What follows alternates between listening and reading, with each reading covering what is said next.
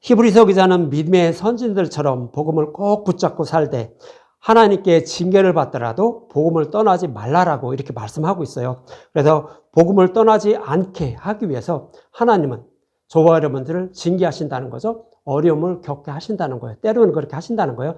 하나님은 그렇게 하시는 이유가 우리가 지옥불에 들어가지 않고 복음의 말씀을 떠나지 않게 해서 더 좋은 것을 주기 위한 것이라고 성경은 그렇게 말씀하고 있어요. 다시 말씀드리면 지옥불에 들어가지 않고 믿음의 력에서 구원받고 하나님 나라에서 영원히 살게 하시라고 그렇게 때로는 어려움도 이렇게 겪게 하신다라고 이렇게 말씀하고 있습니다.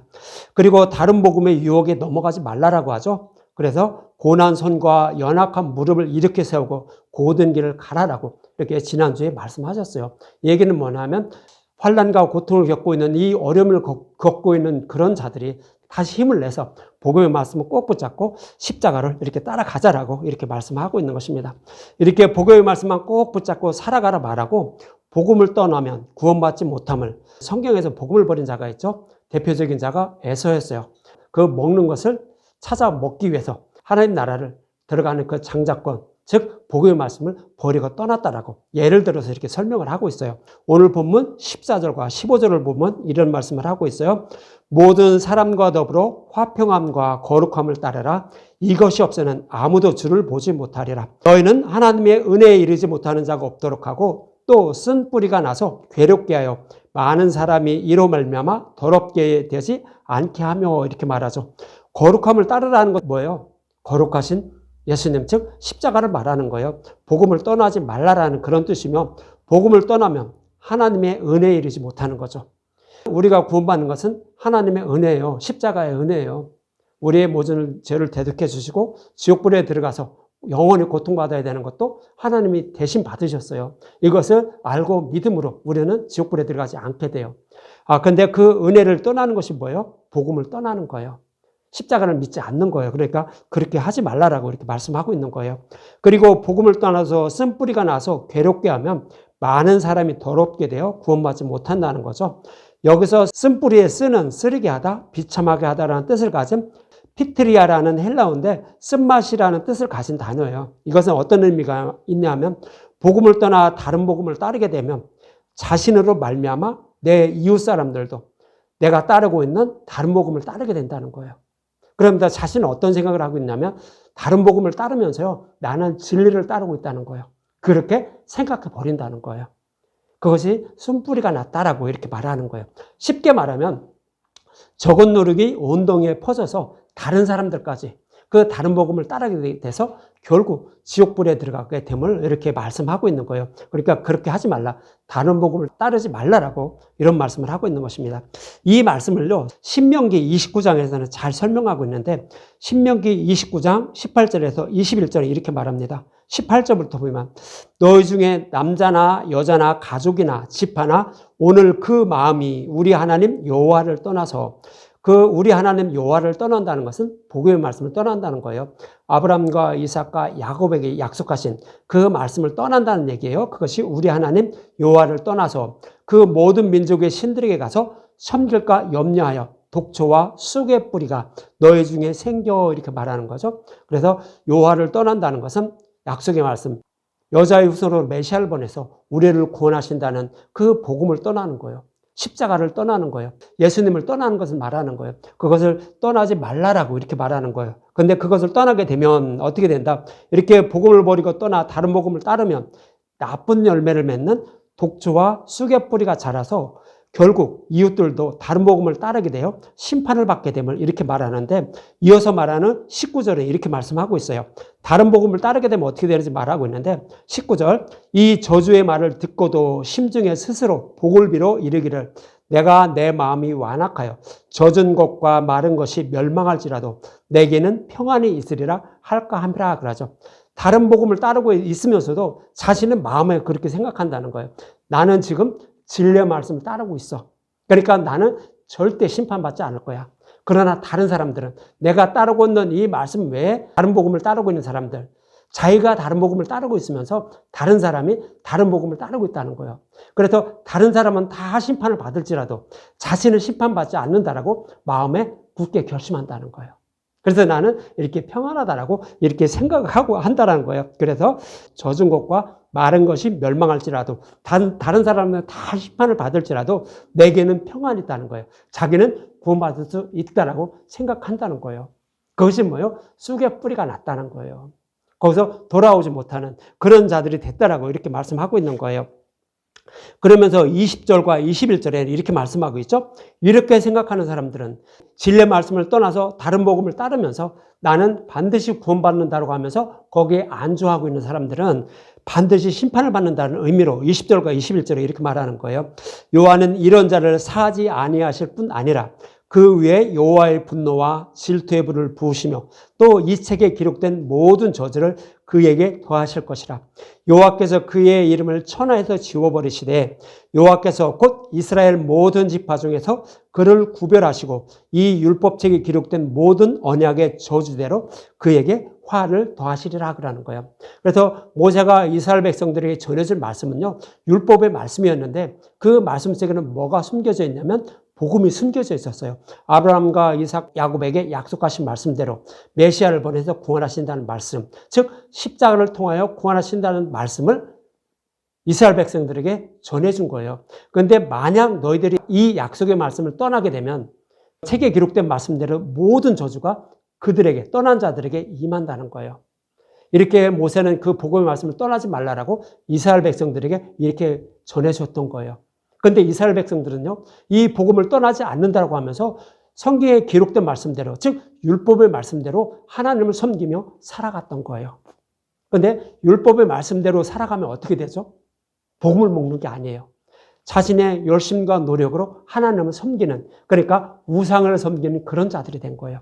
여러분들이 나는 예수님을 믿습니다, 교회 다닙니다, 뭐 하면서 이렇게 한다 할지라도 여러분들이 진리의 말씀을 먹지 않고 다른 목적으로 하나님을 섬기거나 다른 복음을 따르게 되면 여러분들은 우상을 섬기듯 하나님을 섬기는 자들이 되는 거예요.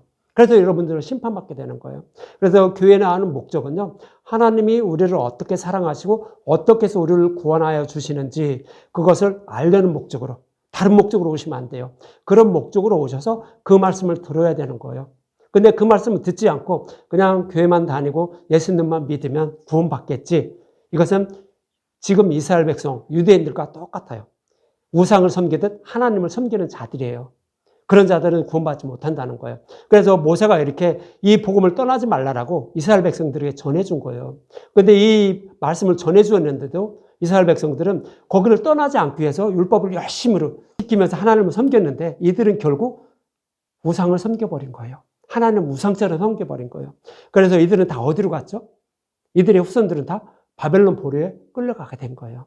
바벨론 포로에 끌려갔다는 얘기는 너희들은 아직도 사탄의 노예에서 해방되지 못했다는 얘기예요. 저와 여러분들도 마찬가지예요. 육신의 몸을 입고 있는 한은 우리는 사탄의 노예에서 벗어날 수가 없어요. 거기서 벗어나기 위해서 우리는 복음의 말씀을 먹는 거예요.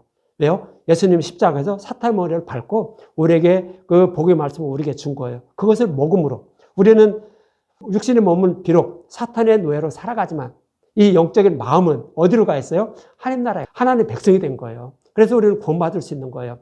그래서 이스라엘 백성들이 결국 하나님을 우상처럼 섬김으로 바벨론 포로에 끌려가는 그런 저주를 다 맞았다는 거예요. 이렇게 바벨론 포로에 끌려간 그 유대인들의 모습들이 뭐예요? 독초와 쑥의 뿌리가 난 그런 모습이에요. 왜요? 하나님을 떠나서 진리의 말씀을 떠나서 다른 복음을 따르고 있으니 자신들은 당연히 구원받은 하나님의 백성으로 생각하고 있었던 거예요. 그런데 그게 아니라라고 하면서 그들을 다 하나님 바벨론 포로에 끌려가게 하셨던 거예요. 이것이 뭐예요? 우리에게 교훈이 되는 거예요. 그렇게 하지 말라라고 성경은 그렇게 말씀을 하고 있는 것입니다. 그러면서 오늘 본문 16절과 17절에서 또 한 예를 들어요.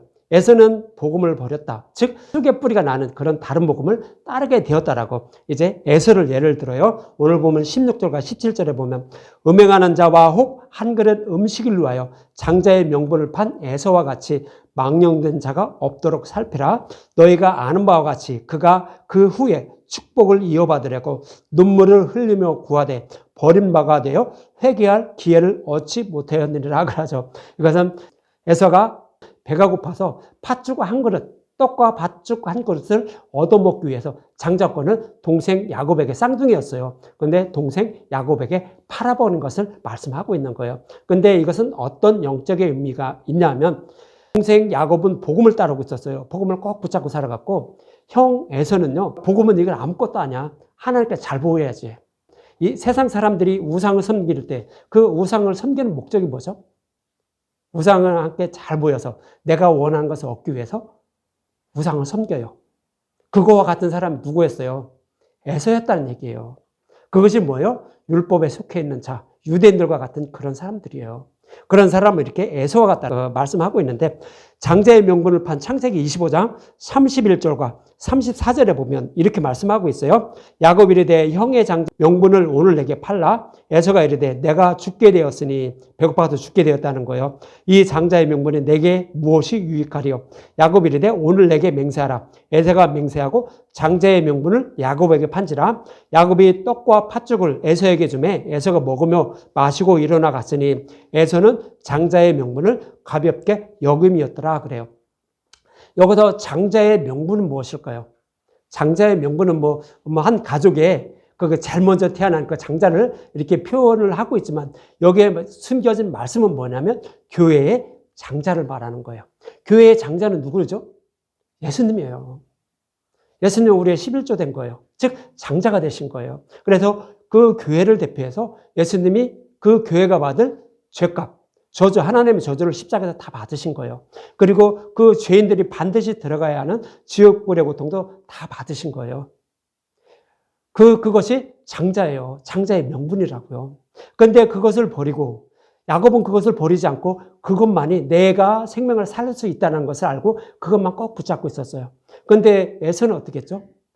이거 가지고 어떻게 구원받아 하면서 하나님께 잘 보이고 열심히 해서 그러면 내가 구원받겠지 생각을 했던 거예요. 그것이 율법에 속하 있는 자라예요. 그래 에서는 그렇게 생각했다는 거예요. 그래서 이거 십자가를 통하여 나를 구원하신다는 이거 아무것도 아니야. 내가 죄만 아무만 살면 되지. 이웃에게 착하고 선하게 살아가면 되지. 이렇게 생각했던 자가 누구예요? 에서였던 거예요. 그래서 이 장자의 명분을 팔아버렸다고. 다시 말씀드리면 복음을 배척했다는 거예요. 그래서 율법만 잘 지키면 되지 이렇게 생각하고 이렇게 살아간 자가 에서였어요. 그래서 이 말씀을 모역으로 잘 설명한 것이 뭐예요? 야곱은 아버지의 축복을 받기 위해서 조업용도 새끼 2마리를 어머니 리브가에 갖다 줬어요. 다시 말씀드리면 복음의 말씀만 꼭 붙잡고 복음의 말씀을 듣고 살아갔다는 얘기예요. 그랬더니 결국 아버지의 축복을 받았어요. 어머니 리브가가 별미도 만들어주고 야곱을 에서처럼 다 꾸며줬어요. 에서의 옷도 입혀주고 또 염소털로 그 에서처럼 다 꾸며줬어요. 이렇게 해서 축복을 받게 돼요. 그것이 우리의 구원의 모습인 거예요. 복음을 꼭 붙잡고 살아가는 자들의 구원의 모습. 그런데 그 반대로 에서는요, 하나님께 잘 보면 구원받는 줄 알고 실제적으로 사냥하러 가서 사냥감을 잡아서 그리고 그것을 별미를 만들어서 아버지께 갖다 드렸어요. 아버지 이삭은 그게 축복을 했나요? 울면서 애걸복걸 다 했어요. 근데 축복 안 해줬다는 얘기예요. 히브리서 기자가 그렇게 말씀을 하고 있는 거예요. 아무리 애걸복걸 해도 자신의 열심과 노력으로 구원받으려는 자는 구원받지 못한다는 거예요. 왜 구원받지 못하죠? 우리는요, 죄를 범하지 않고 살아갈 수가 없어요. 그래서 율법을 주신 이유는 죄를 깨닫게 해서 주셨다라고 말씀하고 있는 거예요. 그래서 나는 이웃에게 아무리 착하고 선하게 살아간다 할지라도 하나님 나라를 위해서 뭐를 한다 할지라도 복음을 버리고 그렇게 살아간다면 그는 구원받지 못함을 에서를 통하여 이렇게 말씀을 하고 있는 거예요. 그래서 히브리서 기자는 에서를 예를 들어서 네가 복음을 떠나면 절대로 구원받지 못한다고요. 유대인처럼 유대교로 다시 돌아가면 구원받지 못함을 히브리서 기자는 이렇게 말씀하고 있는 거예요. 저와 여러분들 마찬가지예요. 저와 여러분들도 이 복음을 꼭 붙잡고 살아가면 하나님께 내가 비록 가끔 실수를 해서 죄를 범하고 한다 할지라도 하나님은 저와 여러분들을 자기 아들 예수로 여겨주시는 거예요. 그래서 우리를 구원해 주신다라고 그렇게 복음을 떠나지 말라라고 이렇게 말씀을 하고 있는 거예요. 그러면서 또 율법으로 다시 돌아가면 유대교로 다시 돌아가면 너희들은 구원받지 못함을 시내산에서 율법을 받는 그런 모습을 통하여 이렇게 또 오늘 본문 18절에서 21절에 이렇게 말씀하고 있어요. 이스라엘 백성들이 시내산에서 율법을 받는 것은 이렇게 무섭고 떨리는 거였어. 그런데 너희 다시 글리 돌아가려고 하느냐? 라고 이렇게 히브리서 기자는 말하는 거예요. 18절과 21절에 보면 너희는 만질 수 있고 불이 붙은 산과 침침함과 흑암과 폭풍과 나팔 소리와 말하는 소리가 있는 곳에 이른 것이 아니라 그 소리를 듣는 자들은 더 말씀하지 않으시기를 구하였으니, 지금 시내산에서 이스라엘 백성들이 율법을 받는 모습을 히브리서 기자가 이렇게 말씀하고 있는 거예요. 그러면서 이는 짐승이라도 그 산에 들어가면 돌로 침을 당하리라 하신 명령을 그들이 견디지 못함이라. 그 보이는 바가 이렇듯 무섭기로 모세도 이르되 내가 심히 두렵고 떨린다 하였느니라 그러죠. 시내산에 강림한 하나님의 그 모습, 그 말씀을 듣고도 이스라엘 백성들은 정말로 무서워 떨었다는 거예요. 그리고 어떠한 경계가 있었는데 거기를 벗어나서 그 경계를 넘어가게 되면 그들은 돌로 죽임을 당하는 그런 두려움이 있었다라고 말하는 거예요. 다시 말씀드리면 율법의 행위로는 하나님 앞에 나갈 수가 없다라는 거예요. 그 모습을 이스라엘 백성들이 그 시내산에서 십계명을 받는 모습을 통하여 이렇게 말씀하고 있었다는 거예요. 그래서 율법으로 돌아가면 하나님 앞에 나갈 수가 없다고. 다시 말씀드리면 하나님 나라에 들어갈 수 없음을 말하는 거예요. 여러분들 율법 하면 그냥 도덕적으로, 윤리적으로 착하고 선하게 사는 거로만 생각하면 안 돼요. 그 외에 다른 것들, 다른 복음을 따르는 것도 다 그 행위예요. 그러니까 그것도 다 율법에 속해 있는 거예요. 진리의 말씀을 떠나서 다른 방법으로 구원받으려고 하는 모든 것이 다 율법에 속해 있는 거예요. 그런 방법으로는 절대 구원받지 못함을 시내산에서 이스라엘 백성들이 율법을 받는 모습을 통하여 이렇게 말씀해 주셨다라고 히브리서 기자는 말씀하고 있는 거예요. 그래서 사도 바울은요, 고린도후서 3장 6절에 이렇게 말하는 거예요. 고린도후서 3장 6절. 그가 또한 우리를 새 언약의 일꾼 되기를 만족하게 하셨으니 율법 조문으로 하지 아니하고 오직 영으로 함이니 율법 조문은 죽이는 것이요 영은 살리는 것이라 이렇게 얘기해요. 율법 조문은 생명을 살리지 못한다는 거죠. 그러니까 율법의 행위로는 우리는 구원받지 못한다는 거예요. 절대로 구원받지 못한다는 거예요. 그런데 영은 살리는 것이라고 이렇게 말하는데 영은 복음의 말씀 말이에요. 그래서 그 영적인 말씀, 복음의 말씀, 이것을 말하는 거예요. 이것은 우리의 생명을 살리는 것이라고 이렇게 말씀하고 있는 거예요. 그래서 우리가 생명을 살릴 수 있는 방법은 뭐예요? 우리가 가지고 있는 성경 말씀은 율법으로 기록이 돼 있어요. 모형과 그림자로 기록이 돼 있어요. 그래서 이스라엘 백성들은 그대로 성경에 기록된 말씀대로 살아가요. 근데 하나님은 너희들은 나를 우상처럼 섬긴다. 너희들은 구원받지 못한다. 이 독사의 자식들 알면서 예수님 오셔서도 계속 그들을 책망하셨어요. 그래서 성경에 기록된 말씀대로 살면 되지 하면 여러분들은 다 구원받지 못해요. 하나님을 우상처럼 섬기는 거예요. 근데 그 성경의 말씀 속에는 뭐가 숨겨져 있다고 했어요? 복음의 말씀 숨겨져 있어요.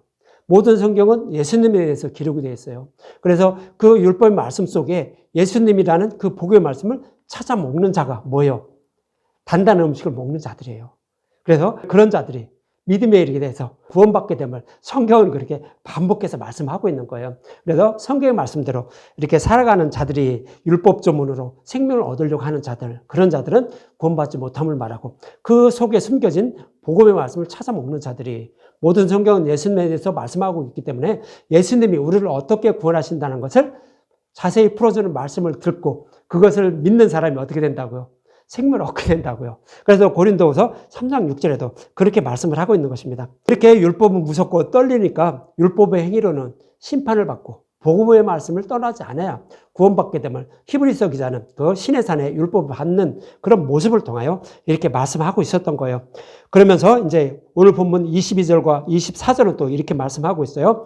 그러나 너희가 이런 것은 이스라엘 백성들은 시내산에 율법을 받을 때의 모습은 그렇게 무섭고 떨리는 거였어. 그런데 우리가 지금 서 있는 곳 어딘지 아니? 하면서 이렇게 말씀하고 있는 거예요. 그러나 너희가 이런 곳은 시온산과 살에 계신 하나님의 도성인 하늘의 예루살렘과 천만 천사와 하늘에 기록된 장자들의 모임과 교회와 만민의 심판자이신 하나님과 및 온전하게 된 의인의 영들과 새 언약의 중보자이신 예수와 및 아벨의 피보다 더 나은 것을 말하는 뿌린 피니라. 좀 어렵게 이렇게 설명하고 있는데 다 복음으로 구원받은 하나님의 백성들의 모습을 이렇게 말씀하고 있었던 거예요. 근데 여기에서 새 언약의 중보자, 그렇죠? 새 언약은 율법으로 우리를 구원하지 않고 율법을 복음으로 바꿔주신 우리를 구원하신다라고 언약하셨잖아요. 그 말씀하신 거예요.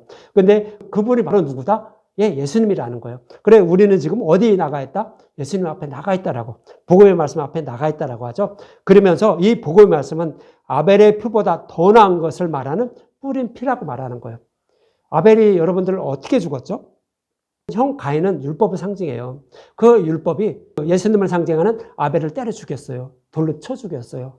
이 말씀은 어떤 의미가 있냐면 율법의 저주하에 예수님이 죽으시는, 그러니까 아벨의 후손으로 오실 예수님이 율법의 저주하에 죽으시는 모습, 그런 모습을 그려주고 있었던 거예요.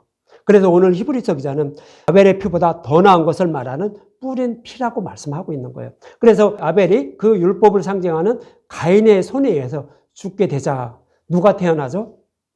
셋이 태어나게 돼요. 이 셋은 누구라고 말씀드렸어요? 교회인 저와 여러분을 상징적으로 표현하고 있는 거예요. 예수님이 죽으시고 부활하셔서 우리를 이렇게 세우시는, 교회를 세우시는 모습이 바로 셋의 모습이라고 이렇게 말씀드렸잖아요.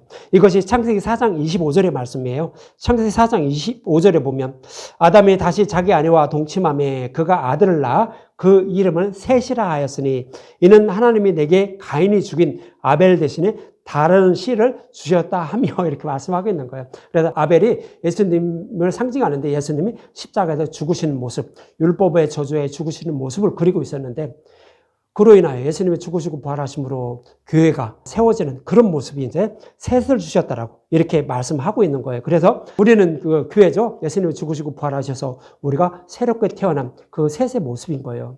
교회의 모습인 거예요. 그래서 셋은 어떻게 태어난 거예요? 예수님과 죽으심과 부활인 그 복음의 말씀을 꼭 붙잡고 있는 자들이 셋의 모습인 거예요. 교회의 모습인 거예요. 그래서 그 복음을 떠나면 우리는 구원받지 못함을 히브리서 기자는 그렇게 말씀하고 있는 거예요. 그래서 가인의 손에 의해서 죽임을 당한 아벨의 피보다 더 나은 피가 예수의 피라는 것으로서 가인이 그 죽임을 당하는 모습은 십자가의 모형이었음을 이렇게 말씀하고 있는 거예요. 그래서 그 모형이었지만 이제 실체적인 참 예수님이 이렇게 오셔서 우리를 구원하심을 이렇게 말씀하고 있는 것이죠. 그러면서 이제 25절은 또 이렇게 말씀하고 있어요. 너희는 삼가 말씀하신 일을 거역하지 말라. 시내산에서 율법을 받을 때 율법을 받고 다 지킨다고 했는데 이스라엘 백성들은 거역했다는 거예요. 근데 우리는 그렇게 거역하지 말라는 거예요. 땅에서 경고하신 일을 거역한 그들이 피하지 못하였거든 하물며 하늘로부터 경고하신 일을 배반하는 우리일까 보냐 이렇게 말하죠. 땅에서 경고를 받았다는 것은 18절부터 말씀하고 있는 시내산에서 율법을 받은 것을 말하는 거예요. 너희들 율법을 다 지켜야 너는 내 백성이 되는 거야? 이렇게 경고의 말씀을 받은 걸, 그것을 말하는 거예요. 근데 이스라엘 백성들은요, 결국 율법을 다 지켜서 구원받으려고 했는데 율법을 다 지키지 못했다는 거예요. 그래서 그들은 다 어디 갔어요? 바벨론 불에 끌려간 거예요. 땅에서 경고하신 대로 이렇게 살아갔는데도 그들은 결국 다 지키지 못해서 바벨론 불에 끌려갔다라는 거예요. 그래, 우리는 그렇게 하지 말라라고 히브리서에서는 그렇게 말하는 거예요. 율법은 어떻게 기록이 되어 있냐면 기록된 말씀대로 율법 속에는 타락한 저와 여러분들을 심판하신다는 말씀이 있는데 그 심판을 받지 않기 위해서 여자의 후손으로 메시아를 보내서 십자가를 통하여 우리를 구원하시는데 가죽옷을 입혀주셔서 즉 복음의 말씀을 깨달아 믿게 해서 우리를 구원하실 것을 약속하고 있었어요. 근데 그것을 떠나게 되면 우리는 그 심판을 받게 되면 히브리서 기자는 말씀하고 있는 거예요. 그래서 성경에는 이렇게 기록이 되어 있고 이렇게 해서 우리를 구원하실 것임을 이미 히브리서 기자는요. 히브리서 1장 1절부터 말씀하고 있었어요. 히브리서 1장 1절과 3절만 보면 히브리서 1장 1절에 보면 옛적의 선지자를 통하여 여러 부분과 여러 모양으로 우리 조상들에게 말씀하신 하나님이 이렇게 말하는 거예요. 이 얘기는 모든 성경은 예수님에 대해서 말씀하고 있는데 우리를 어떻게 구원하실 것인지 여러 가지 모형과 그림자로 반복해서 말씀하고 있었다는 거예요. 히브리서 기자도 그렇게 말하는 거예요. 그래서 창세기 1장 1절부터 예수님에 대해서 풀어드리고 있잖아요. 그렇게 해서 우리를 구원하신다라고 이렇게 약속하시고 그 약속하신 말씀대로 십자가에서 그걸 다 이루어주셨다라고 이렇게 말씀드리잖아요. 히브리서에서도 똑같이 말하는 거예요. 그러면서 2절에 보면 이런 말씀하고 있어요. 이 모든 날 마지막에는 무슨 얘기예요? 예수님의 초림과 재림까지의 기간을 말하는 거예요. 저와 여러분이 살아가시는 이 기간, 이 기간에는 아들을 통하여 우리에게 말씀하셨으니 어떻게 말씀해 주셨죠? 구약에 기록된 말씀대로 여자의 후손으로 예수님이 오셨어요. 그리고 십자가에서 그 죄를 구약에 기록된 말씀대로 우리의 죄를 다 가져가셨어요. 그래서 예수님이 사역하시는 것을 다 모였어요. 구약에 기록된 말씀대로만 사역을 하신 거예요. 왜요? 이분이 약속하신 메시아임을 알게 하기 위해서. 많은 병자를 고치고 뭐 하는 거, 기적과 이적을 행하시는 것도 다 구약에 기록됐던 거예요. 그대로 이루어 주신 거예요. 그래서 이렇게 예수님이 십자가에서 다 이루어 주셨다라고 이렇게 말씀하시는 거죠. 그러면서 이 아들을 만유의 상속자로 세우시고 또 그런 말미암아 모든 세계를 지셨다는 거예요. 그래서 저와 여러분들을 어떻게 구원하실 것인지를 말씀해 주시고 또 구원해 주시기 위해서 이 우주 만물을 창조하셨다는 거예요. 그렇게 창조해서 하나님이 우주 만물을 다스리는 만왕의 왕으로, 만유의 상속자로 이렇게 세우셨다라고 말씀하고 있는 거죠. 그러면서 이제 1장 3절에 이런 말씀하고 있어요. 이는 하나님의 영광의 광채시요 그 본체의 형상이시라 이렇게 말하죠. 광채시요 그 본체의 형상이라는 것은 하나님이 저와 여러분들을 얼마나 어떻게 사랑하시는지 그 십자가를 통하여 다 보여주셨다는 그런 의미를 이렇게 말씀하고 있는 거예요. 그러면서 그의 능력의 말씀으로 만물을 붙드시며 죄를 정결해 가신 일을 하시고 높은 곳에 계신 지극히 크신 이의 우편에 앉으셨느니라 그러죠. 우주 만물을 다스리고 있는 것은 뭐죠? 누가 하죠? 예수님이 하시는 거예요. 하나님이 하시는 거예요. 여러분들 우주 만물이 우리가 살아가는 이 지구가 얼마나 큰지 저도 뭐 상상도 못 하는데 그거 엄청 크죠. 근데 그 엄청 큰 이 지구가요. 그 다른 데로 흘러가지도 않고 공전과 자전을 반복해요. 스스로 막 돌아요. 그러면서 그 태양계 주위를 계속 돌아요. 이것이 수천 년을 돌았어요. 그런데 조금 어긋나지 않고 그대로 있어요. 끈으로 묶어놓지도 않았어요. 그 욥기서에도 말하죠. 끈으로 묶어놓지도 않았는데 벗어나지도 않는다고. 그래요. 그런데 그걸 누가 이렇게 잡고 있다고요? 하나님이 잡고 계신다는 거예요. 왜요? 하나님이 살아계심을 알게 하기 위해서. 그렇게 하고 있더라고. 그렇게 성경은 말씀을 하고 있는 거예요. 그래서 저와 여러분들을 구원하기 위해서 하나님은 창세전부터 어떻게 구원하실 것인지를 계획하시고 약속하시고 그 약속하신 말씀대로 예수님이 오셔서 그대로 오신 거예요. 그래서 십자가에서 우리 모든 죄를 다 대속해 주시고 우리를 구원하고 계신다는 거예요. 그래서 이것을 떠나게 되면 우리는 구원받을 길이 없다라는 거예요. 그래서 십자가를 통하여 이렇게 다 우리를 구원해 주신 이 복음의 말씀을 떠나지 말라라고 또 이렇게 히브리서 기자는 이렇게 말씀하고 있는 거예요. 그래서 이어지는 26절은 오늘 본문 26절은 또 이렇게 말씀하고 있죠. 그때 그 소리가 땅을 진동하였거니와 그러니까 이스라엘 백성들이 시내산에서 율법을 받을 때 그때 땅을 진동했다라고 이렇게 말하는 거죠. 그랬거니와 이제는 약속하여 이르실 때 내가 또 한 번 땅만 아니라 하늘도 진동한다라고 이렇게 말해요. 실제적으로 이스라엘 백성들이 시내산에서 율법을 할 때 땅을 진동시켰다고 말하는데 출애굽기 19장 18절에 보면 시내산의 연기가 자욱하니 여호와께서 불 가운데 거기 강림하시니라. 그 연기가 온기 감아 연기같이 떠오르고 온 산이 크게 진동했다라고 하라는 거예요. 그래서 이렇게 시내산에서 율법을 할 때 진동이 있는데 또 한 번 크게 진동한다라고 말해요. 또 한 번 크게 진동한다는 것은 뭐예요? 약속의 말씀대로 예수님이 십자가에서 죽으시고 부활하실 것을 말하는 거예요. 그러니까 약속의 말씀은 십자가에서 다 이루어 주실 것을 말씀하고 있는 것이 온 땅을 또 한 번 진동시킨다라고 이렇게 말씀하고 있는 거예요. 이 말씀을요, 또 한 번 땅을 진동시킨다는 말씀을 학개서 2장 5절과 7절에 이렇게 기록을 하고 있어요. 너희가 애굽에서 나올 때에 내가 너희와 언약한 말과 나의 영이 계속하여 너희 가운데 머물러 있나니 너희는 두려워하지 말지어다. 무슨 얘기냐면 약속의 말씀대로 이스라엘 백성들을 출애굽시켜서 약속의 땅을 기업으로 주신다고 그들의 조상들에게 약속했어요. 그 약속한 말씀을 절대로 떠나지 않고 이스라엘 백성들을 인도해서 애굽에서 출애굽시켜서 약속의 땅을 이렇게 기업으로 줌을 이렇게 말씀하고 있는 거예요. 그러면서 만군의 여호와가 이같이 말하노라. 조금 있으면 내가 하늘과 땅과 바다와 육지를 진동시킬 것이요 또 모든 나라를 진동시킬 것이며 모든 나라의 보배가 이르리니 내가 이 성전의 영광이 충만하게 하리라. 만군의 여호와의 말이리라 이렇게 말하죠. 애굽에서 출애굽시켜서 시내산에서 율법을 받을 때 땅을 진동시켰는데 또 한 번 진동시킨다는 거예요. 이 학개서의 배경은 뭐냐면 이스라엘 백성들이 바벨론 포로에 끌려가요. 근데 끌려갔다가 이제 다시 돌아오게 하죠. 그래서 성전을 세워요. 그런데 이 성전을 세우는 모습을 통하여 말씀하고 있는 거예요. 또 한 번 다시 이 땅과 바다를 다 진동시킨다고 말씀하고 있는 거예요.